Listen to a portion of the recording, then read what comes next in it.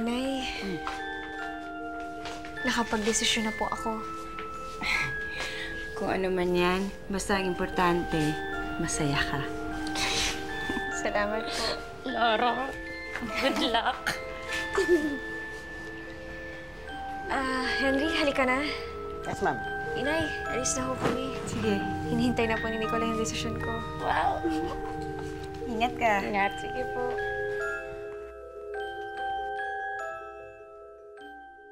Bakit, Vino? Bakit kailangan mo pang umalis? May asawa ka na ba? May pamilya ka bang kailangan mong balikan? Baka naman may sakit ka. May taning na ba ang buhay mo? Kaya ngayon pa lang umiiwas ka na. Eh, kung hindi yun, ano? Anong dahilan, Vino? Bigyan mo naman ako ng sagot. Gusto ko lang naman maging maliwanag sa akin kung bakit bigla ka na lang aalis. Kung bakit mo ko iiwan. Kung pwede ko lang sabihin sa iyo ang totoo, Sonia. Eh di sabihin mo, makikinig ako sa'yo. Pero hindi mo rin maiintindihan. Hindi ako nakapagtapos ng kolehiyo. Pero hindi ako bobo, Vino. Para hindi maintindihan ang sasabihin mo.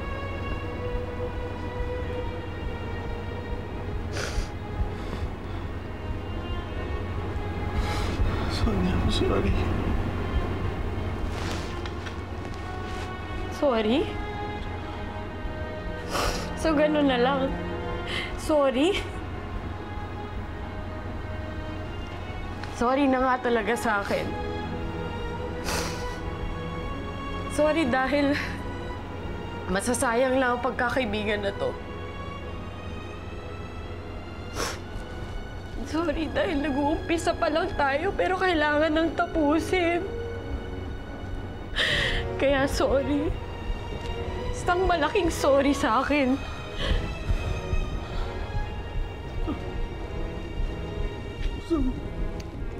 Sige na, umalis ka na. Alis ka na. Lumayas ka na kung yun ang gusto mo. Nakakahiya naman sa'yo eh. Pinagpipilitan ko sarili ko. Hindi, sige na. Umalis ka na. Sonia, wag. Umalis ka na. Huwag ka nang magpakita pa. Sonia, mahal kita. Ang daya mo, Vino. Ang daya-daya mo.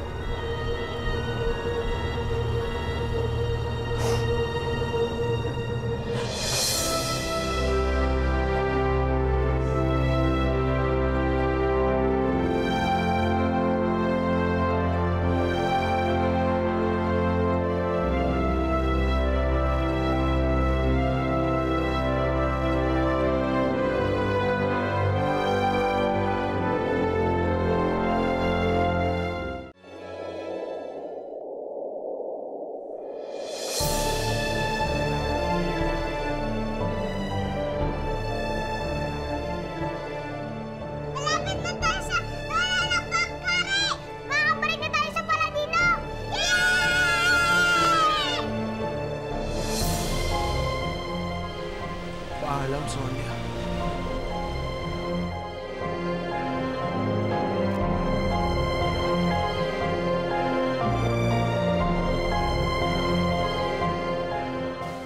And they lived happily ever after.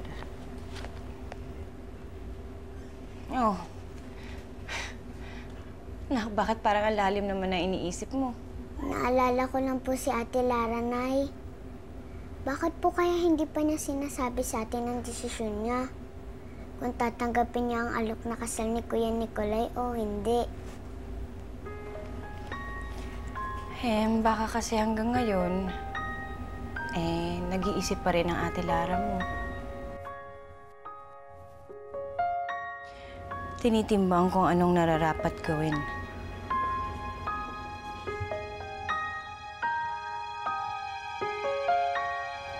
Isinasaalang-alang ang bawat taong masasaktan.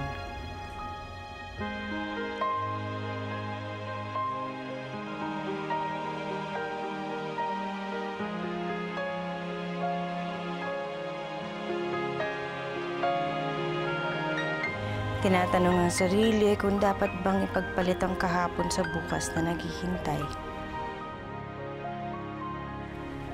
Ang hirap palang magmahal, inay.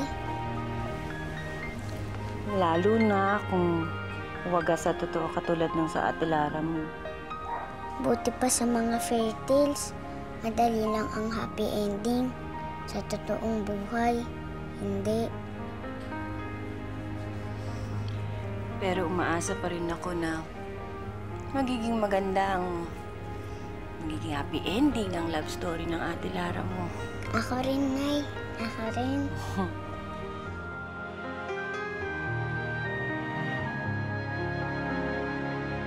Si Pelmiro, ano bang plano mo? Paano natin hahanapin si Lara?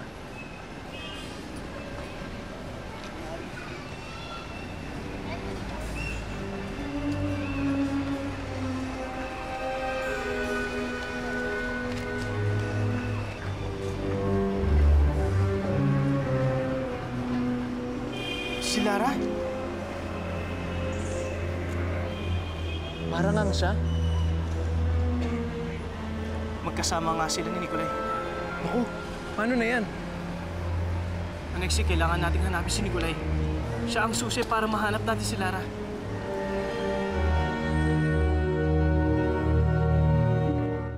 Anong gagawin natin yan?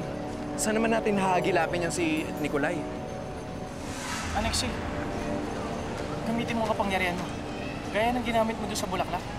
Naku, si Pelmiro, hindi ko na kayang ulitin yung magic ko na yun eh. Hindi na kaya ng powers ko. Kailangan ko mag-recharge. At gaano naman katagal to?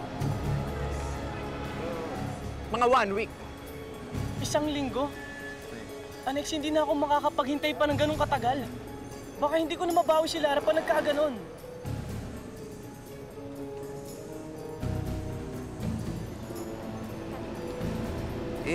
Paano gagawin natin? Kung kinakailangan, hanapin ko siya sa buong Maynila. Sa mga mansyon, sa mga hotel. Gagawin ko. Mahanap lang natin sila.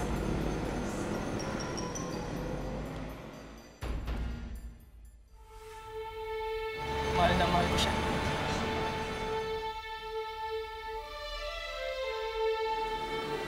Nicolay, Lara, we need to leave as soon as possible. I need your decision. Once again, I'm asking you, please, marry me.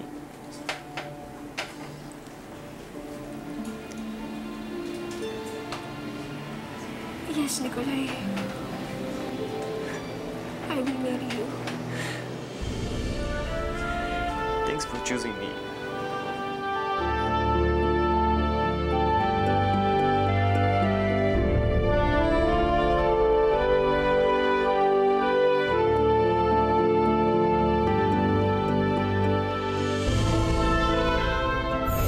Nandito lang sana sina Habino at Almiro.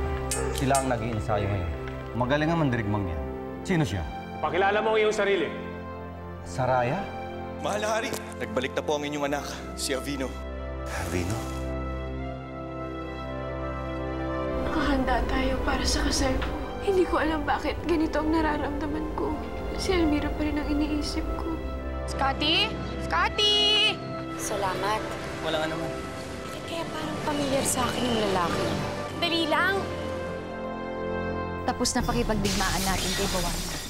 Malaya at tahimik na ang ating kaharian.